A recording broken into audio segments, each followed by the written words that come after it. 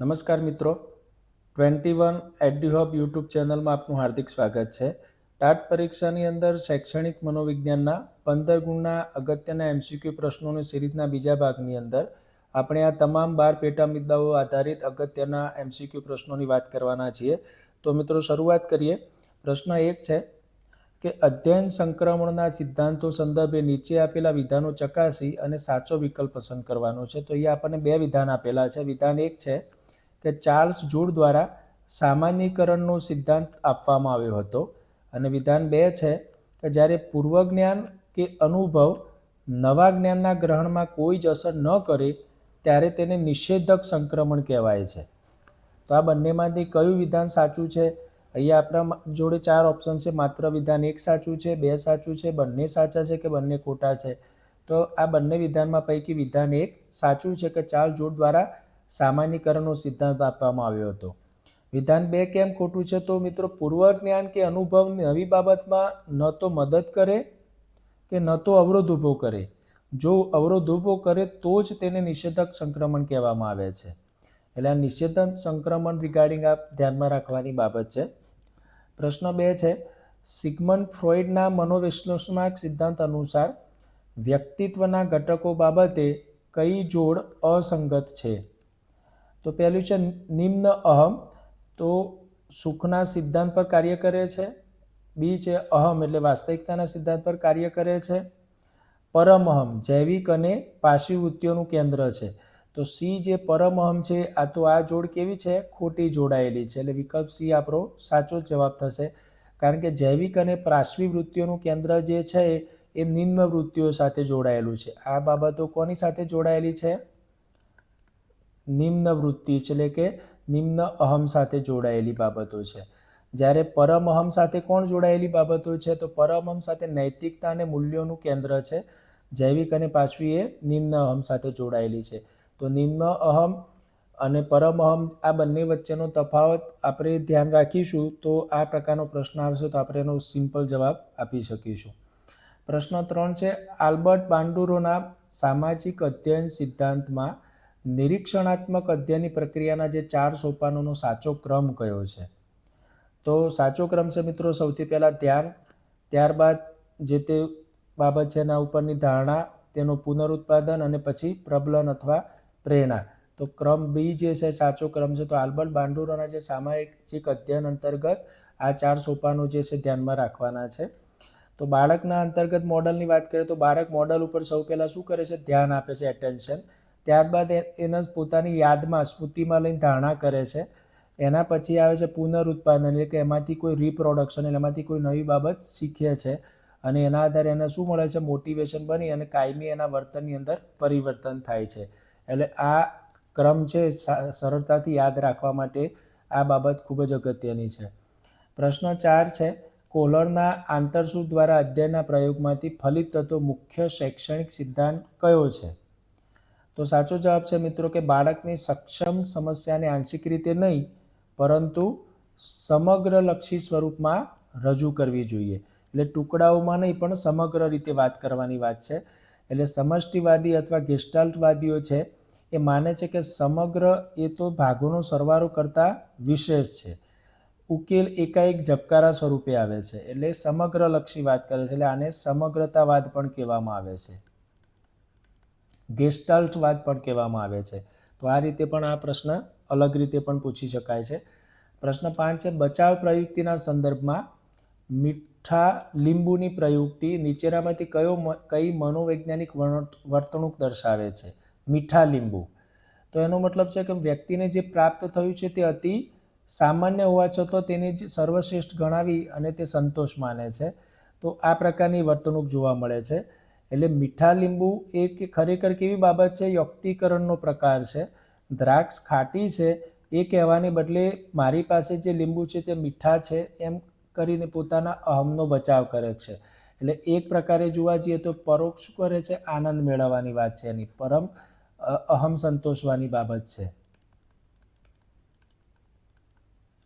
તો આ પ્રકારના પ્રશ્નો મિત્રો ખાસ પૂછાતા હોય છે. પ્રશ્નો 6 છે મનોવલણના માપન માટે મનોવિજ્ઞાનમાં બહોળા પ્રમાણમાં ઉપયોગમાં લેવાતી 5 પોઈન્ટ સ્કેલ પદ્ધતિ કોણે વિકસાવી છે? પંચબિંદુ સ્કેલ પદ્ધતિ કોણે વિકસાવેલી છે? તો લિંકર દ્વારા આ સ્કેલ વિકસાયેલું છે, જેમાં પંચબિંદુની અંદર કયા સ્કેલ આવે છે? તો એમાં સંપૂર્ણ, અસહમત,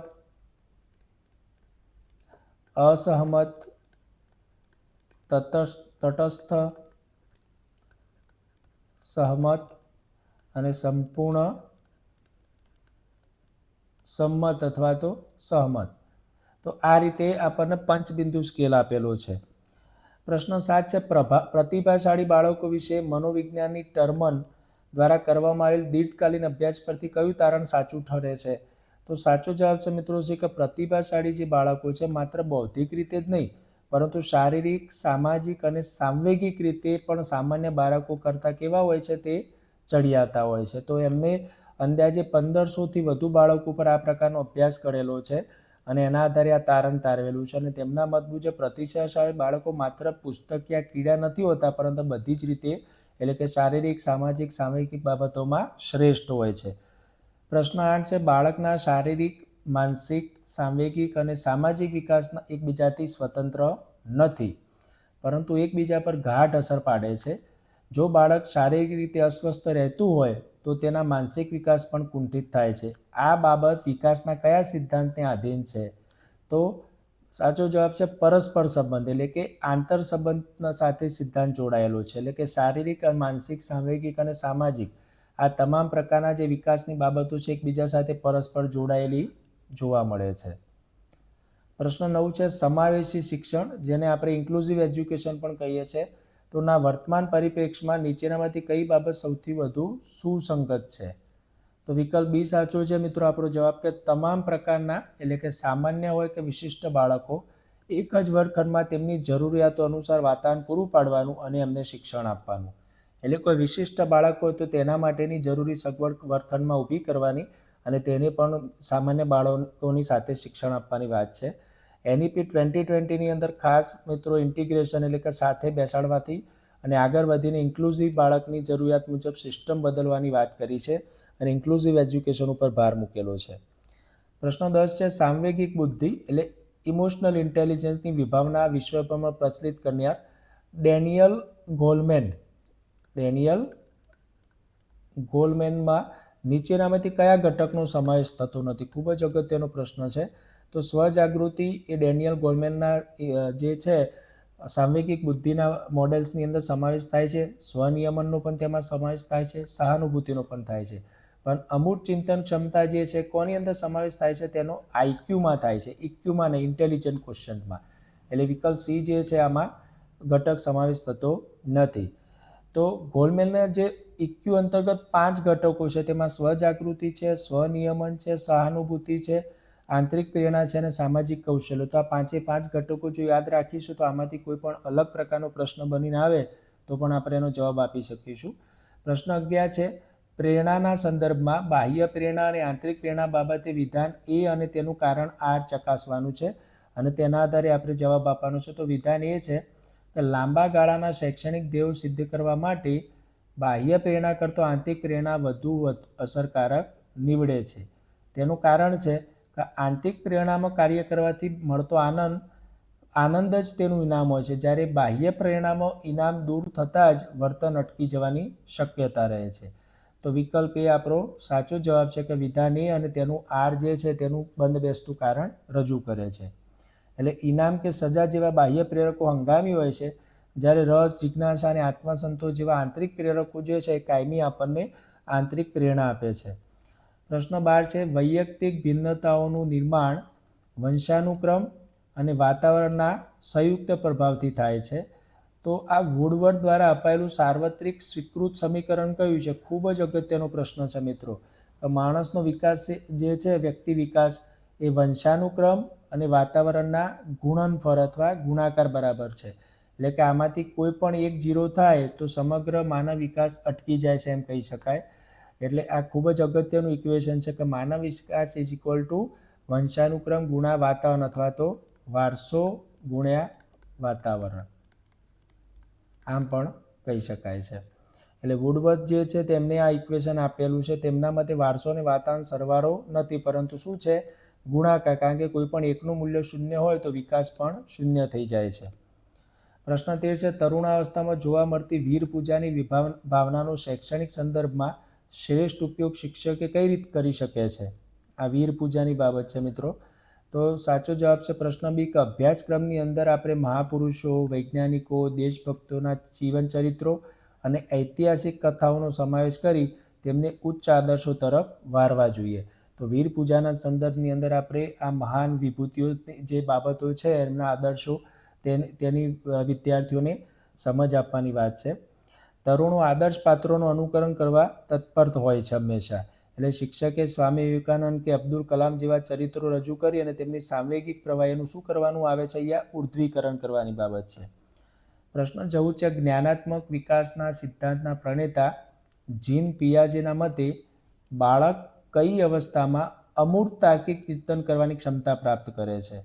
તો બાળકો મોટાભાગે અમૂર્ત અને ઔપચારિક ક્રિયાત્મક જે અવસ્થા છે, એટલે કે આ અવસ્થા કેવી છે? 11 થી 12 વર્ષની અવસ્થા જે છે, કિશોરાવસ્થાનો સમયગાળો. તો 11 થી 12 વર્ષની ઉંમરે તરુણાવસ્થાની જ્યારે શરૂઆત થાય છે અને કિશોરાવસ્થા પૂરી થાય છે, તો બાળક પ્રત્યક્ષ હાજર ન હોય તેવી બાબતો વિશે પરિકલ્પના રચીને તાર્કિક ચિંતન કરવાની શરૂઆત કરે છે. પ્રશ્ન 15 છે, મનોવિજ્ઞાનની અધ્યયન પદ્ધતિઓ પૈકી કઈ પદ્ધતિનો ઉપયોગ મોટાભાગે ઔદ્યોગિક ક્ષેત્રે, વ્યાવસાયિક માર્ગદર્શન માટે અને લશ્કરમાં યોગ્ય ઉમેદવારની પસંદગી માટે ભવિષ્યની સફળતાની આગાહી કરવા માટે થાય છે? તો એના માટે અભિયોગ્યતા કસોટીઓ જે છે તેની મદદથી આપણે આ પ્રકારની પસંદગી થાય છે. ફોર એક્ઝામ્પલ કે ટાટની પરીક્ષા છે એ પણ એક પ્રકારની અભિયોગ્યતા કસોટી જ છે. એટલે કે જેમાં બુદ્ધિ સામાન્ય ક્ષમતા છે, જ્યારે અભિયોગ્યતા કેવી છે? કોઈ ચોક્કસ વિશિષ્ટ ક્ષેત્રમાં તાલીમ મેળવીને સફળ થવાની સુષુપ્ત શક્તિ છે અને એના માટેની વિવિધ કસોટીઓ પણ ઉપલબ્ધ છે. તો મિત્રો આ ટાઈપના પ્રશ્નો આપણને પરીક્ષામાં વારંવાર પૂછાતા હોય છે. તો આ પ્રશ્નો તમને ખૂબ જ ઉપયોગી થવાના છે. તમે આ પ્રશ્નો સારી રીતે તૈયાર કરશો અને તમારા મિત્રોને પણ શેર કરશો. આવા જ અગત્યના પ્રશ્નો સાથે આપણે ફરીથી મળીશું. આભાર.